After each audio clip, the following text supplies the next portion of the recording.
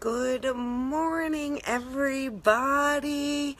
Happy Friday. We are here. We did a whole another week. So give yourself a pat on the back for getting through the week.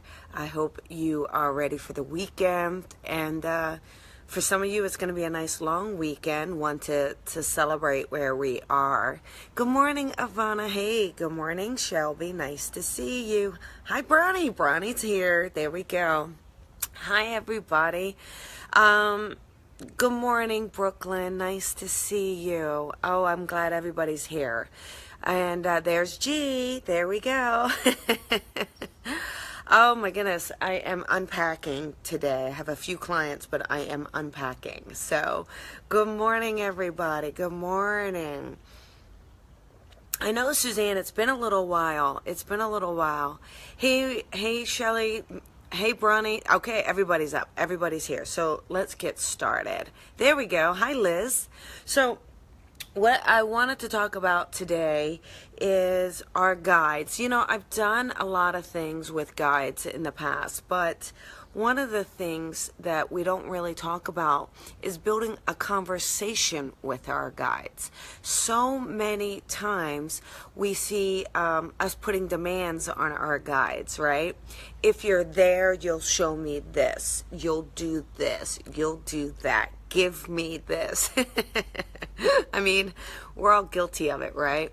If I'm supposed to make this decision, show me this. And it's kind of like maybe if we think about just building a conversation with our guides, and the same as we would have a courteous conversation with the teller at the supermarket, let's kind of talk to our guide the same way. How are you today?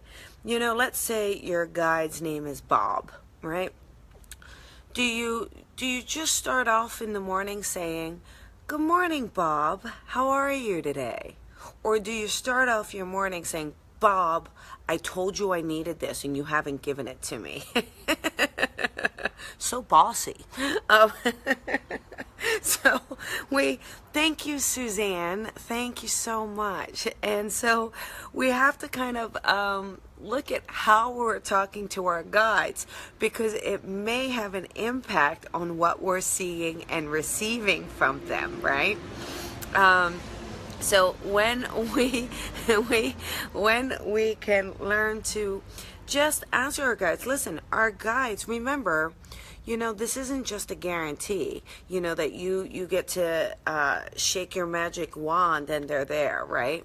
It could be that they want you to learn something, that you're supposed to kind of get something out of it beyond just an answer to that specific question.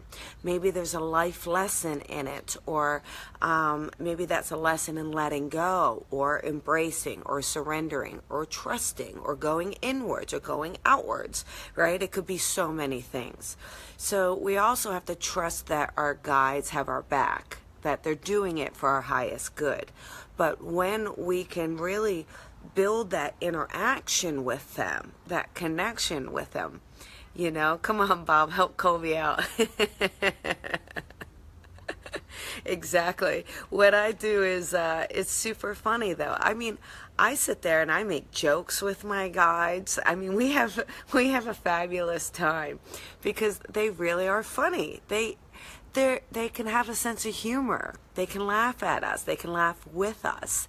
And when we remember that our guides are more than just these people that we put demands on, if we remember that they're a source that we can connect to as one, they're a source that we can always go back to.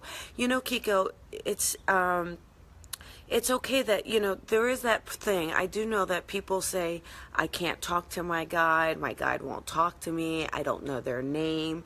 You know, listen, just because you don't know their name doesn't mean they're not with you, okay? And sometimes we think too hard. Sometimes we're trying too hard. Give me your name, right? Maybe it's just a matter of surrendering. It's sometimes how they give it to you is so simple and it's so subtle that we may miss it, honestly. So when we can just say, listen, I'm going to put it out there to get a name, and if it comes, it comes, and if not, it's okay. That's what we have to do. We have a personal relationship. That's good, Rebecca. I'm telling you, they love to do things. They really do. They love to be a little mischievous sometimes. They love for you to lighten up, or they love for you to think or go inwards. It's all sorts of things. Your brain hurts from thinking so much. Yeah, that's the thing. We don't have to think as hard. We really don't. The more we try to focus and concentrate and I think that actually puts pressure. I think it makes it more difficult. But when we just are having fun and we look around and we see what is there and just expand our awareness, we'll actually build that conversation with them so much easier. Just like little things like when I was trying to bring those bird feeders, right? Again, you guys, I didn't see any birds here, nothing. And I thought, well, there's no point in bringing the bird feeder, right? And then I heard, no, bring the feeder, they will come. And I was like, oh, good point. And so what did I do? Brought the feeder, right? And sure enough, if I haven't seen all these birds, I haven't seen them eat yet from the feeder, but that's okay. They will. It's good food in there. I mean, I don't feed myself, I feed them. But try this weekend. You've got a nice long weekend. Want to, really reflect our independence as a country, regardless of where you stand in the political stance of it.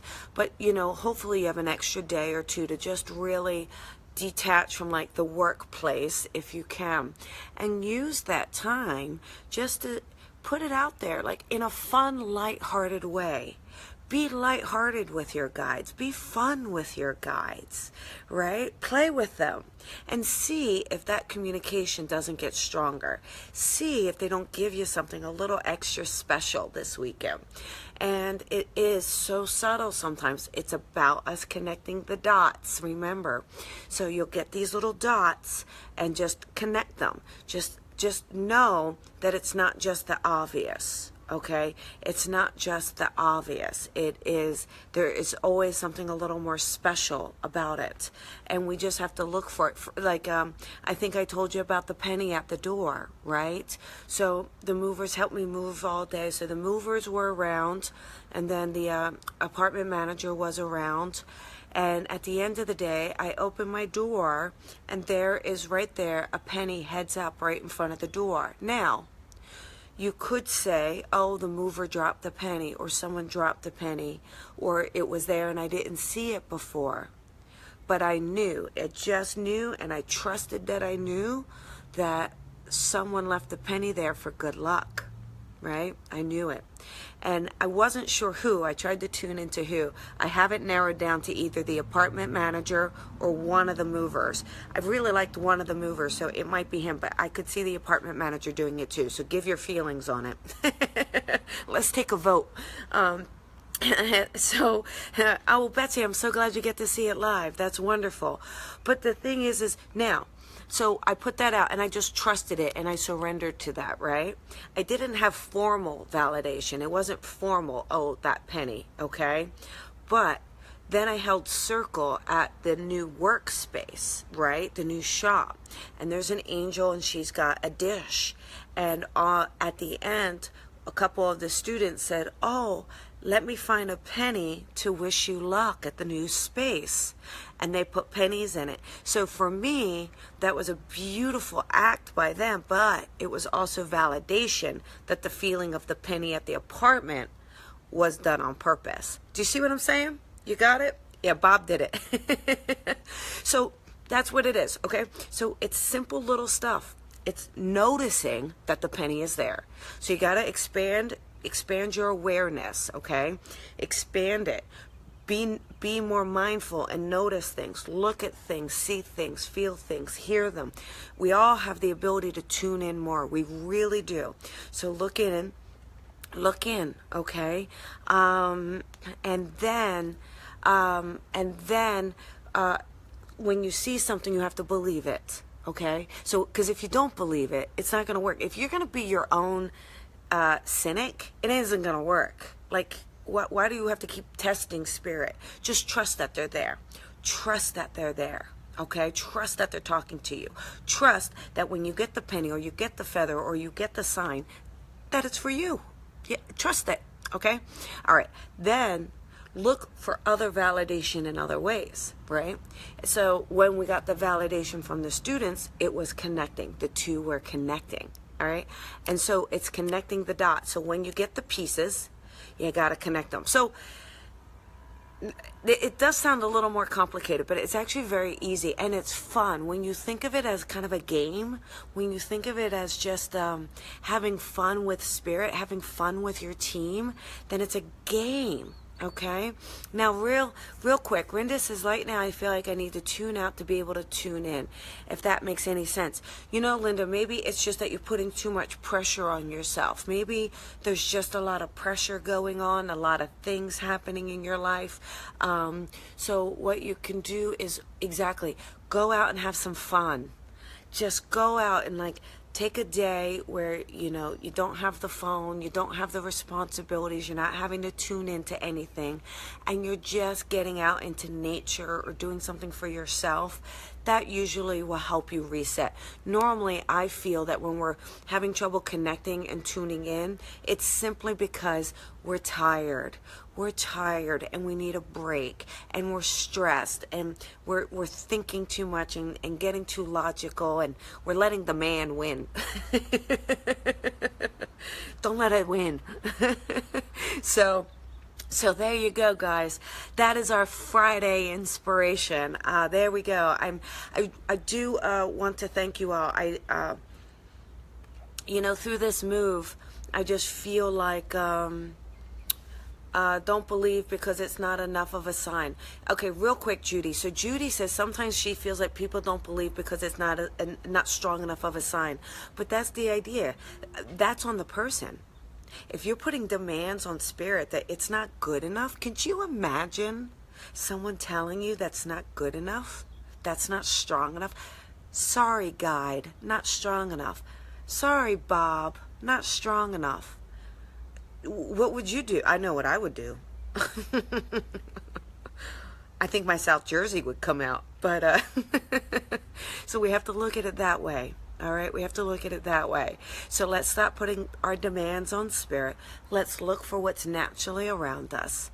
All right, let's trust that our guides are around us, our loved ones are around us, okay? And one last thing, I do just really want to say thank you guys so much.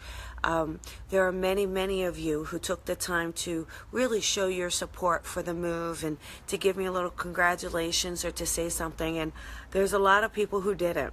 There's a lot of people who are supposed to be friends who very well have my cell phone number, who very well could have posted something and not said one word. And so we just have to love and trust that the people who are meant to be there will be there.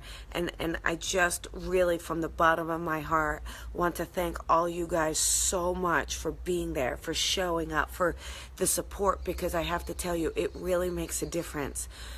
When you're tired and your back hurts and your feet hurt and you're not sure how you're going to get it all done, just to have someone say, wow, what a beautiful space, and the energy you're creating, it really makes a difference. So I want to thank you. I really feel like we are all guides for one another. We really are. We are all guides for one another. So enjoy your weekend. Have a great time. Do something fun and look for the signs and symbols from your guides with a fun, light-hearted approach. Okay? All right, you guys. Love you so much. I will see you Monday. All right? Talk to you later. Bye.